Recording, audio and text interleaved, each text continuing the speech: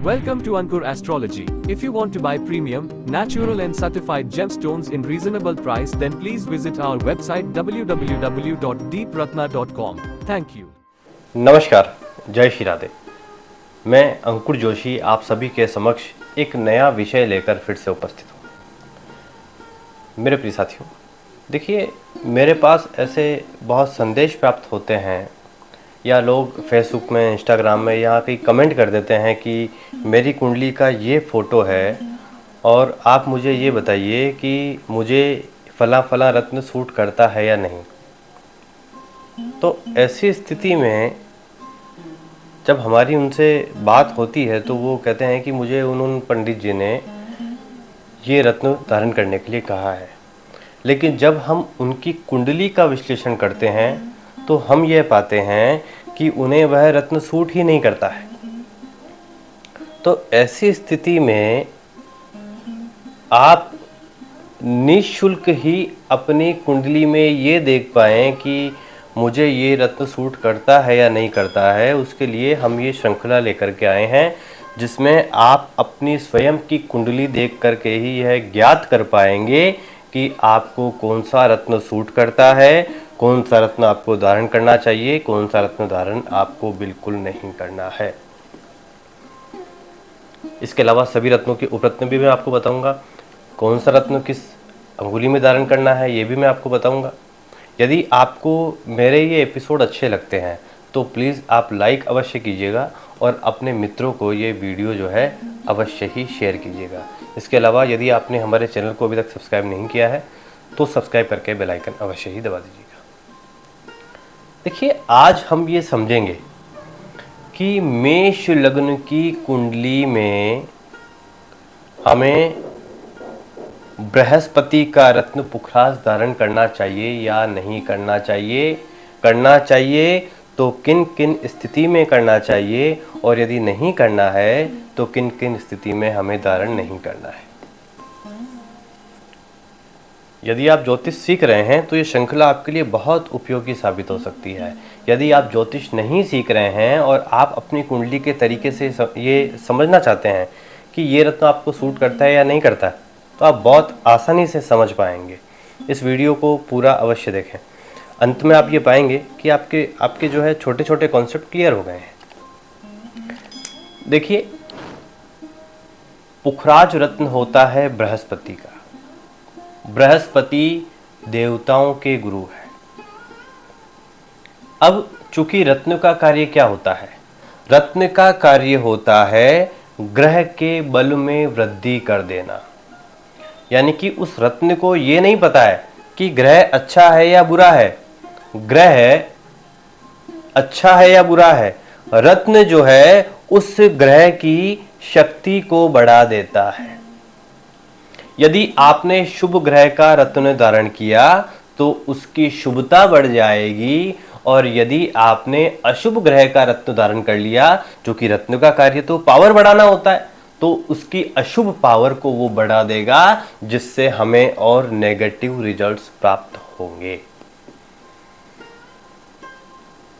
तो रत्न का सिंपल सा कार्य क्या होता है? ग्रह के बल में वृद्धि कर देना। जिस भी ग्रह का वो रत्न होगा उसकी पावर को वो बढ़ा देगा।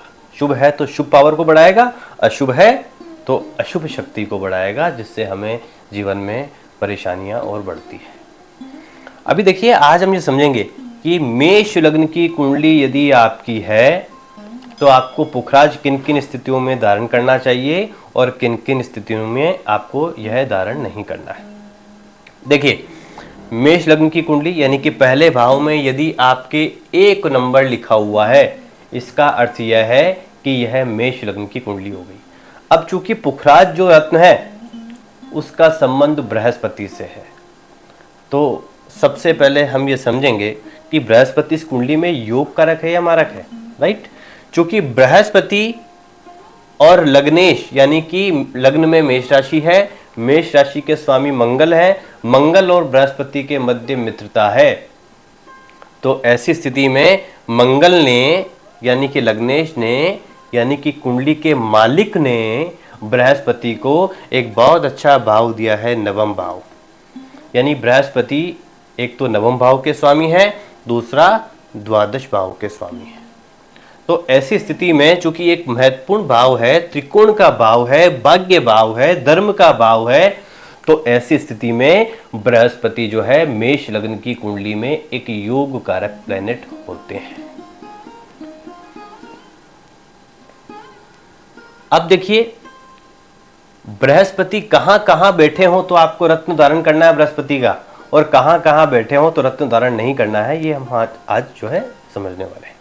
ठीक है, देखिए बृहस्पति यदि यहां बैठे हैं तो आप पुखराज धारण कर सकते हैं, यहां बैठे हैं तो भी धारण कर सकते हैं, यहां बैठे हैं तो भी धारण कर सकते हैं, यहां बैठे हैं तो ये उच्च के हो जाएंगे, निश्चित रूप से धारण कर सकते हैं, यहां बृहस्पति देव बैठे हैं तो भी धारण कर सकते हैं। यदि आपकी कुंडली में बृहस्पति देव यहां बैठे हैं तो यहां आप बृहस्पति का रत्न पुखराज धारण नहीं कर सकते हैं, क्योंकि ये भाव गलत हो गया, राइट। इसके पश्चात यहां यदि बृहस्पति देव बैठे हैं तो धारण कर सकते हैं, यहां बैठे हैं तो नहीं कर सकते, क्योंकि ये कुंडली का अष्टम भाव है। और ये नवम भाव जो बृहस्पति देव जो है नवम भाव के स्वामी है, ये अष्टम भाव जो है नवम से द्वादश भाव आ रहा है, तो भाग्य की भी इसमें हानि होगी। तो ऐसी स्थिति में ये भाव भी गलत हो गया और ये नवम से द्वादश भाव आ रहा है, तो यहां आप बृहस्पति का रत्न धारण नहीं कर सकते हैं। इसके अलावा यदि बृहस्पति देव यहां है तो धारण करना चाहिए, यहां है तो भी आपको धारण नहीं करना है। इसका कारण यह है कि चूंकि मैंने शुरुआत में क्या बताया कि रत्न का कार्य होता है ग्रह के बल में वृद्धि कर देना। तो ऐसी स्थिति में रत्न को यह नहीं पता कि ग्रह अच्छा है या बुरा है, पॉजिटिव है या नेगेटिव है, वो उसकी पावर को बढ़ा देगा। नेगेटिव है तो नेगेटिव पावर बढ़ेगी, और वो ग्रह पॉजिटिव है तो पॉजिटिव पावर बढ़ेगी। तो ऐसी स्थिति में यहां जब बृहस्पति आएंगे तो वो नीच के हो जाएंगे। ऐसी स्थिति में बृहस्पति यदि आपकी कुंडली में यहां बैठे हैं तो उनका रत्न धारण नहीं करना है। ठीक है, इसके बाद बृहस्पति देव यदि यहां बैठे होंगे तो रत्न धारण कर सकते हैं, बृहस्पति देव यहां बैठे होंगे तो रत्न धारण नहीं करना है, क्योंकि ये कुंडली का भले ही 12वें भाव में बृहस्पति देव की खुद की राशि आ रही है, लेकिन ये भाव गलत है, खर्चे बढ़ जाएंगे, हानि की संभावनाएं बनेगी। ऐसी स्थिति में यहां भी यदि बृहस्पति देव बैठे हो तो आपको पुखराज धारण नहीं करना है। अब यदि पुखराज आप कहीं देखते हैं, सर्च करते हैं, ऑनलाइन सर्च करते हैं, उसमें प्राइस देखते हैं, आपको यदि प्राइस यदि ज़्यादा लगती है उसकी पुखराज, चूँकि नेचुरल जो पुखराज है उसकी प्राइस थोड़ी ज़्यादा हो सकती है, तो उसकी जगह आप येलो टोपाज धारण कर सकते हैं और सिट्रीन धारण कर सकते हैं। दोनों में से कोई भी, ये दोनों उपरत्न है, इन दोनों में से कोई भी रत्न आप धारण कर सकते हैं। लेकिन यदि आप हमारी वेबसाइट पर जाएंगे, जो हमारी वेबसाइट है deepratna.com, DEEPRATNA, इसका लिंक मैंने इस वीडियो के डिस्क्रिप्शन में भी दे रखा है। आप हमारी वेबसाइट पर जाकर के यदि आप देखेंगे तो पुखराज भी जो है बहुत सामान्य प्राइस से शुरू है, और 100% नेचुरल और सर्टिफाइड जेमस्टोन हमारी वेबसाइट पर अवेलेबल है।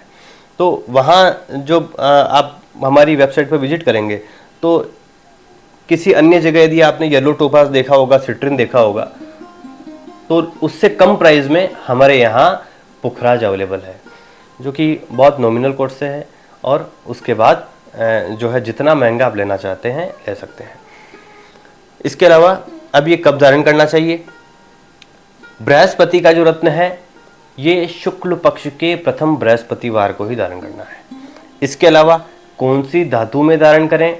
इसको आप गोल्ड में धारण कर सकते हैं, या आप यदि गोल्ड में पैसा इन्वेस्ट नहीं करना चाहते हैं तो पीतल में आप धारण कर सकते हैं। इसके अलावा कौन सी अंगुली में धारण करें? तो आप जो है तर्जनी फिंगर में, यदि आप मेल हैं तो राइट हैंड की तर्जनी फिंगर में, यदि आप फीमेल हैं तो लेफ्ट हैंड की फिंगर में। तो ये आपको पुखराज धारण करना है। यदि आपके जीवन में बृहस्पति की महादशा चल रही है और बृहस्पति जहाँ जहाँ मैंने आपको पॉजिटिव बताया है कि वहाँ धारण करना चाहिए, तो निश्चित रूप से आपको तुरंत प्रभाव से बृहस्पति का रत्न पुखराज धारण अवश्य ही करना चाहिए।